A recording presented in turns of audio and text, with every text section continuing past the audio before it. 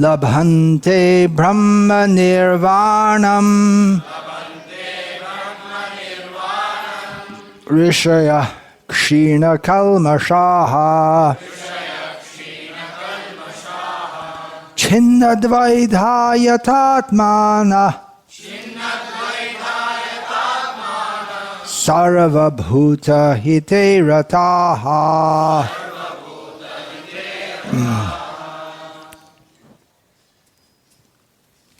Labhante Brahma Nirvanam Labhante Brahma Nirvanam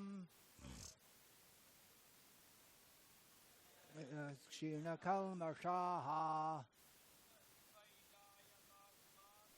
Chinnadvaidhayatatmana Sarva Bhuta Hite Rataha. This is chapter 5, text 25, for those who want to access it via some device that they may have. You'd like to chant? No.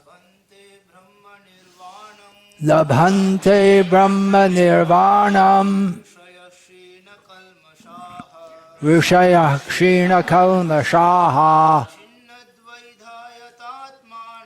Chinnadvaidhayatatmana Sarva Bhuta Hite Rataha. Labhante Brahma Nirvanam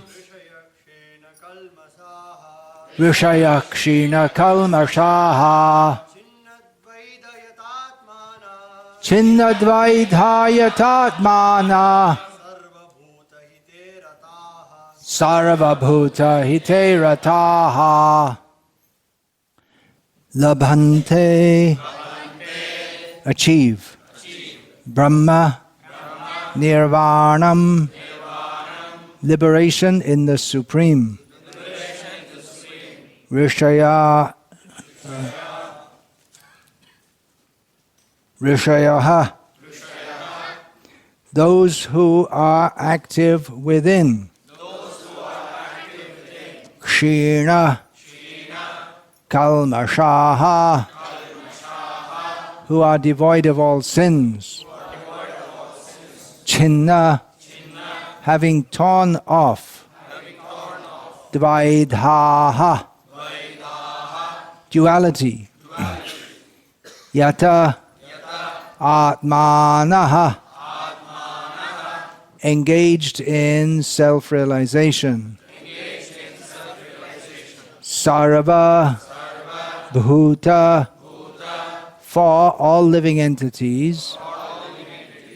Hite, in welfare work.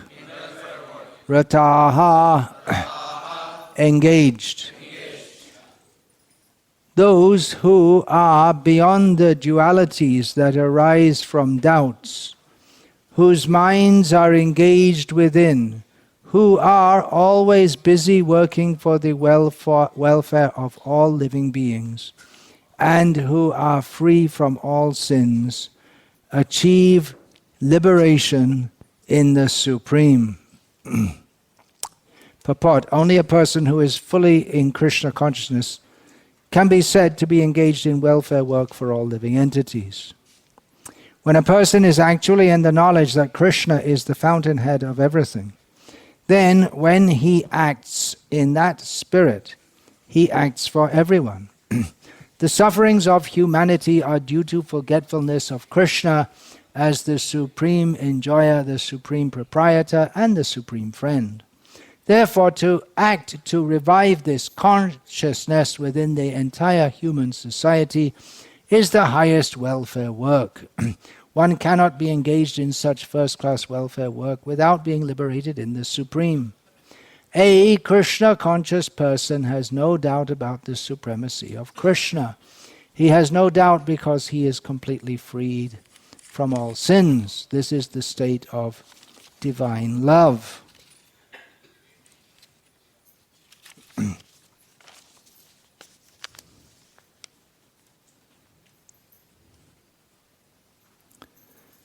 A person engaged only in ministering to the physical welfare of human society cannot factually help anyone. Temporary relief of the external body and the mind is not satisfactory. The real cause of one's difficulties in the hard struggle for life may be found in one's forgetfulness of his relationship with the Supreme Lord. When a man is fully conscious of his relationship with Krishna, he is actually a liberated soul, although he may be in the material tabernacle. Material tabernacle is a poetic way of saying within a material body. Labhante brahma nirvanam rishaya kshina kalmashaha chinnadvaidhaya tatmana sarvabhuta hite rataha. Om Jnana Timirandhasya Jnananjana Shalakaya Chakshurin Militam Yena Tasmai Shri Gurave Namaha Nama Shreshtham Manamapi Shachiputramatra Swarupam Rupam Tasya Grajamurupuring Maturim Goshtavatim Radha Kundam Girivaramaho Radhika Madhavasham Prapto Yatsya Pratita Kripaya Shri Gurum Tam Natosmi Vandeham Shri Guru Shri Ataf Padakamalam Shri Gurun Vaishnavangscha Shri Rupam Sagrajatam Sahagarna Raghunatan Vitam Tam Sajivam Sadvaitam Savadhutam Parijana Sahitam Krishna Chaitanya Devam Shri Radha Krishna Padan Sahagana Lalita Shri Vishakhan Vidamscha. Hare Krishna, Krishna Krishna, Hare Hare. Hare Rama, Rama Rama, Hare Hare.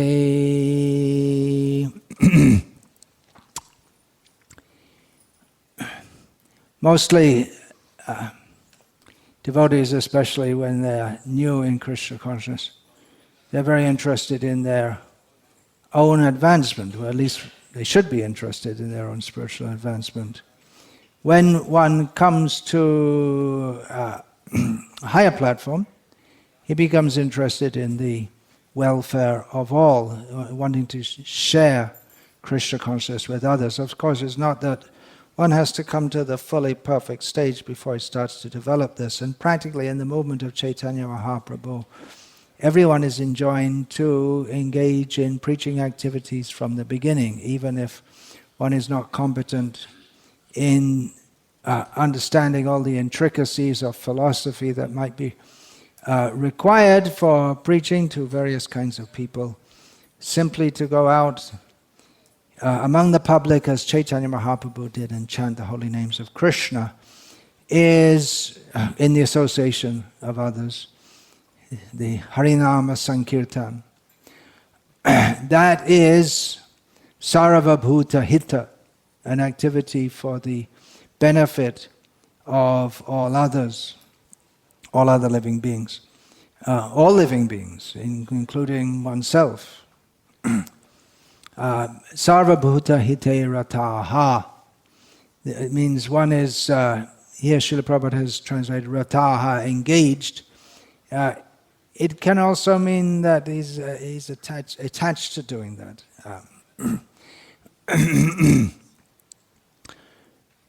So this is the natural tendency of someone who's spiritually liberated. It may be seen in persons who are not even slightly spiritually inclined, that they're also interested to do good for others. For instance, there's a gentleman by the name of Richard Dawkins who is very concerned with the uplift of human society by educating everyone that there's no God. Or actually he doesn't say there is no God, but he says there's a very small possibility of there being God. So he's also thinking of doing good for others. Lenin, when he fomented the Russian Revolution, killed so many people in doing so, He was saying we're doing it for the good, not only of the Russian people, but this will spread all over the world. What the world needs is communism. So it's not only spiritually advanced people who try to act for the good of others, but it is expected that spiritually advanced people, at least in their dealings with others, will not be, at the very least it's expected that they will not be exploitive or act in a way that will do harm to others. It's expected they will do good for others. So doing good for others without knowing what to do good, it can do harm.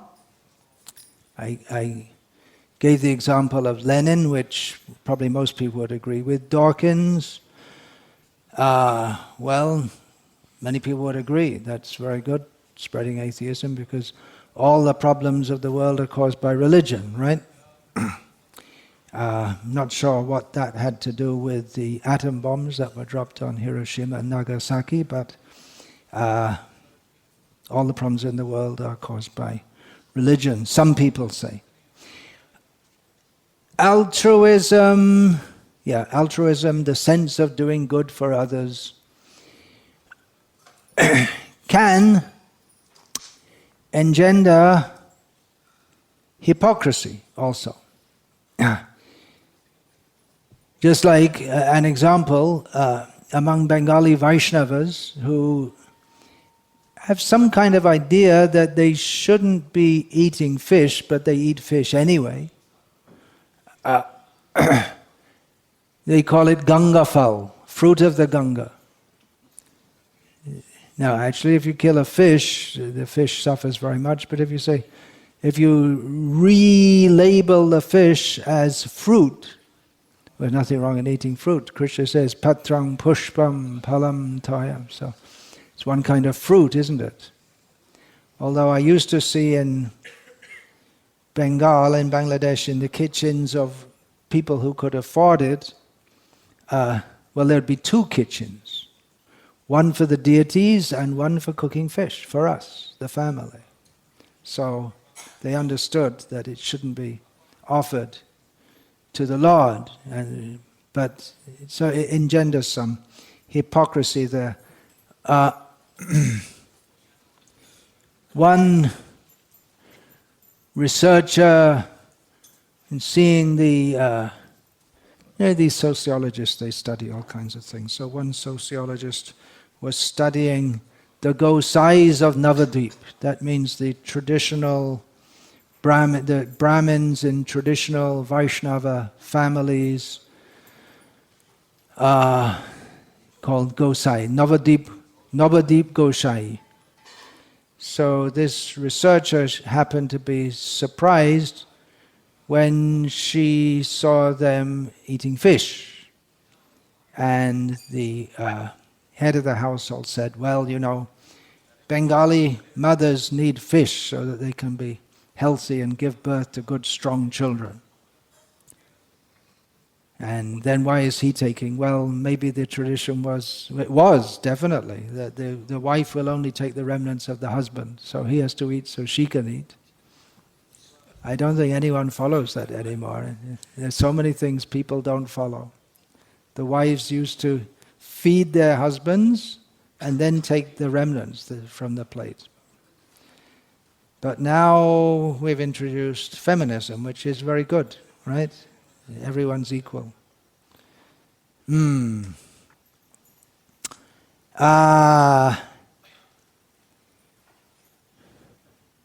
Wars.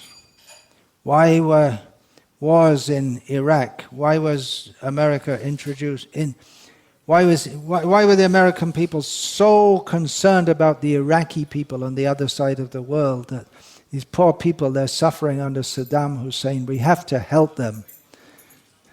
So we bombed them to pieces. And by the way, we also have some oil companies. We can help to organize your oil production and distribution. By the way, we were really thinking of helping you like that. So bombing people for human rights, so they can get human rights. Yeah, now we have the right. we helped you by bombing you to pieces, and now we're going to take the oil, which is our right to take it. Something like that. Abortion, very good. See, if the child is not going to be wanted, then better kill it before it gets born, right? And not the child, the fetus, or the tissue. The tissue. It's just some tissue, so you can destroy it. So the abortion and the language of unconsciousness. There's one article written it's in Back to Godhead by Ravindra Sarup Prabhu, in which he analyzes the hypocrisy of inherent in saying things like abortion is removal of unwanted tissue. Actually, it's killing the fetus, which is supposed to develop and pop out and be a human, but if you call it abortion, it sounds very gross. So, unwanted tissue removal, excessive tissue removal. It's hypocrisy. All kinds of things go on in the guise of doing good to others. Slavery, keep people as slaves. Anyway, they're better off like that, something like that. It can also be that people perform philanthropic works for their own name and fame. Some years ago, one devotee told me that he'd been asked to be an advisor to a school that was being set up, and he at Kami school in Bangalore, and he told me that these people, they became wealthy, they got all the money that they need. Of course, no one thinks they have. No one's satisfied with the amount of money they have, but well, especially rich people. Isn't that true? Especially rich people aren't satisfied. He said now they want to buy some social prestige, so they're setting up a school. It may have been that they were doing it for profit, but he said they're doing it for prestige. Hospitals also, all this kind, helping people. We're helping people. Make sure it's on YouTube. I'm feeding the poor. Here you are. Make sure everyone sees it. Look humble while you're doing it, and look compassionate while you're doing it. And make sure you say the word compassion with a lot of feeling, and we're helping these poor people. So a lot of this altruism and philanthropy is to get empty praise from empty people. People, yeah, okay, you can make a note of that. That's a good one, isn't it? You could also quote that in a class, and then maybe someone on YouTube will say, oh, that was a good one. Ah, very good. Okay, here's another one. I'll give you the printout if you want later. Helping people who you don't really care for and who don't care for you. That's another good line, but it's true. You don't really care for them. They don't care for you, but they want the food and you want the Nobel Prize or whatever. You'll get some prize and some award and get a government award and get a grant from the government for helping people. Very good. Especially devotees who take to this worldly altruism, they more than anyone know, at least they should know, if they ever cared to read Prabhupada's books, which might be in the ashram that they're living in. They should know that we can't really help anyone on the mundane platform. You can't really help anyone by keeping them on the mundane platform. Now I'm going to quote from, which Shastra? From Albert Einstein. Not Shastra, but it's true. That problems cannot be solved at the same level of consciousness on which they were created. You have to come to a higher platform. So devotees, they should know that you can't really help anyone on the material platform. And even the hollow pleasure that mundane altruists get, they can't even get that unless they completely get in the consciousness of a mundane altruist. Then you can feel, I'm helping people by giving them food and is it prasad? No, it's not. We can't say it's prasad because then people will protest. It's not secular. But then when the devotees ask us, we have to tell them it's prasad because they'll protest if you're just giving food. So you have to. Who's us? Someone in the crowd is. Who is it? Is it devotee or not a devotee? How to be careful. Now we're on YouTube and. What do I say? So those who have knowledge of Krishna consciousness but instead try to give or to be altruistic or help people on the mundane platform, they must be the biggest cheaters. Because anyway people are cheating in the name of philanthropy. As Srila Prabhupada points out, there are many charitable institutions which are engaged in collecting large sums of money for the public in the name of mundane welfare work. But if you know that you cannot actually help people by feeding them, by giving them pairs of shoes, and so on, if you have the highest knowledge of Krishna consciousness, but instead you give them a pair of shoes, some of our great philanthropists connected with an institution that I also happen to be connected with, they organized the giving away. How many thousands of pairs of shoes? Some thousands of pairs of shoes to school children in Andhra Pradesh. So by promoting, we're helping, we're building the nation by sending the children to school so they can get good food in the school, and then they'll come to school, and then you'll help them to get a better future and build a nation. If we actually know that this cannot help people in any substantial way, and still we emphasize on that, isn't that the biggest cheating?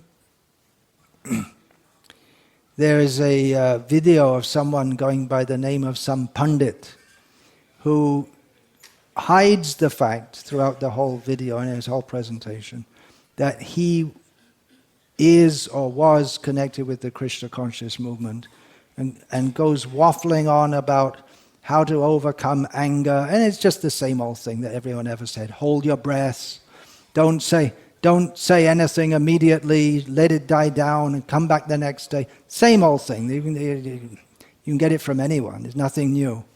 But he just, in the course of that, said, and I spent 15 years in an ashram. He spent 15 years in an ashram, and that's all he got? Was some cheap self-promotion in the name of helping people?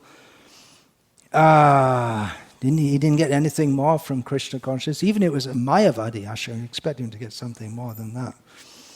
At least with the Mayavadis, we know they're Mayavadis. They don't pretend to be something else. They don't have any problem hiding that I'm with this ashram or that ashram. I think in the whole gamut of spiritual and religious all over the world, I think the only people who try to pretend that they're not Hare Krishnas or this mission or that mission, we're the only people who try to hide it. Why is that? And then you become confused. What are they devotees, or they're impersonalists, or they're devotees pretending to be impersonalists, or are they actually impersonalists and they're pretending to be devotees, or what's going on here? Personally, I was very much attracted to the clarity of Srila Prabhupada's teachings. It was a great relief after reading and speaking with people. All you get is this mumbo jumbo. It's all one. What's all one? Nothing's all. How can I say everything's all one? And all this empty talk, love, peace, compassion, blah blah blah blah blah blah. Okay, you speak all these things and then you go back in the world and life goes on as normal. It's just nothing changed. You can feel, oh, everything's wonderful, but then everything's not wonderful. So it's just by pretending it's wonderful, it doesn't become wonderful. So I was personally very attracted to that, and I'm sure so many of my god siblings were also. What a relief after all this, so much this, that, nothing clear, and Prabhupada very clear, everything very clear. We are suffering in this material world due to forgetfulness of Krishna, who is the Supreme Personality of Godhead. We have to surrender to Him. So we should make everything as clear as possible, as Prabhupada did. That's called parampara. What we hear, we speak. Deliberate vagueness gives an opportunity to misunderstand. So that you say something and then everyone can be pleased by it. So for instance, if you talk about compassion, and then when devotees hear that, they think, oh yeah, compassion, very good. And non-devotees hear it, very good. But compassion, as Srila Prabhupada described, doesn't mean to blow on a boil.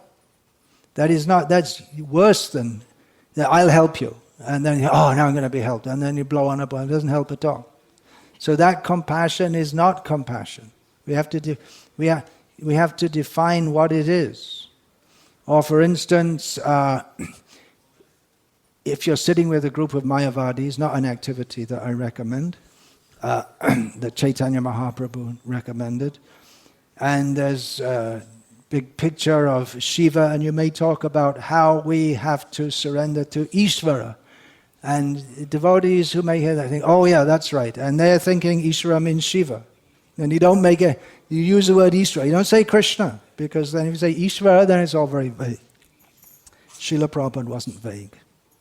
All glories to His divine grace, Srila Prabhupada. Those who take up spiritual life and then they get into all this worldly philanthropy, well, it reminds us of what Srila Prabhupada often used to say about the Mayavadis. They're supposed to be self-realized, but instead of acting on the purely spiritual platform, they become involved in hospitals and feeding the poor, politics, all this kind of thing. Why are devotees not satisfied with serving Krishna? Savai pungsang paro dharmo yato bhaktir adhokshaje ahaitukya pratihata yayatma suprasidati. This topmost dharma for all living beings, devotional service unto the transcendent Lord, if performed without personal motive and uninterruptedly, by the transcendental science, it produces the effect of full happiness, full satisfaction for the soul. So those who become so much involved in so much worldly altruism, it suggests that they're not fully satisfied. Is it not? So everyone should be engaged in welfare work for all living entities. This temple is being built as a welfare work for all living entities. Let people come, have darshan of Krishna. This temple will be different from other temples in the whole of Salem, in as much as everyone will be welcome. It's not for a particular caste or community. We have to, these people living just close by, they don't like to come. Maybe they think it's all for different community. We have to get them over that. It's open for everyone, without discrimination. Of course, people should be clean. Not that they come in all filthy, but the point is, it's a place Not that we're building so we can live very comfortably. And people will come and give money and we'll do a little bhajan and then we'll eat nicely. Srila Prabhupada, well actually Srila Bhaktisiddhanta Saraswati, he used to quote his own guru that this business of building a temple and then just taking donations and eating, doing a little bhajan and eating, that's not the purpose of building temples or mutts. The purpose is we have to act for the welfare of others. Welfare work for all living entities. When a person is actually in the knowledge that Krishna is the fountainhead of everything, then when he acts in that spirit, he acts for everyone. So anyone who knows that Krishna is the fountainhead of everything, everything he does is for the benefit of everyone. Just by being present in this world, it sanctifies the world. But above and beyond that, devotees are expected to go out into the world, or you may not need to go out so much when the temple is built. Still you'll go out, but people will come. You can preach Krishna consciousness to them. One should be fully convinced that only by Krishna consciousness one can be fully benefited. That is permanent benefit. Any other benefit is temporary benefit. The example is given of saving the coat of a drowning man. To save the body, that is one kind of benefit, but it doesn't actually benefit the person. Now, there are considerations also, just like people are hungry, they can't understand anything about Krishna consciousness. Okay, so some arrangement, give them prasadam. But then you have to tell them why they're hungry, why are they suffering, and that they will continue to suffer life after life unless they take to Krishna consciousness. So now the book distribution marathon is coming up. Actually, it should be 365-day-a-year marathon, but we have physical limitations also. Otherwise, there should be full force, full push, especially during December. The book, so many devotees all over the world, they already started their marathon. Get in the spirit early. So, with this spirit, knowing that the only way to fully and actually help people is to give them knowledge of Krishna consciousness. So in this spirit, distribute these books. Hare Krishna. Any question about this, please? Vancha kalpa tarubhyascha kripa sindhubhya evacha patitanam pavanebhyo Vaishnavebhyo namo namaha. Holiness Bhakti Vikasa Maharaj ki.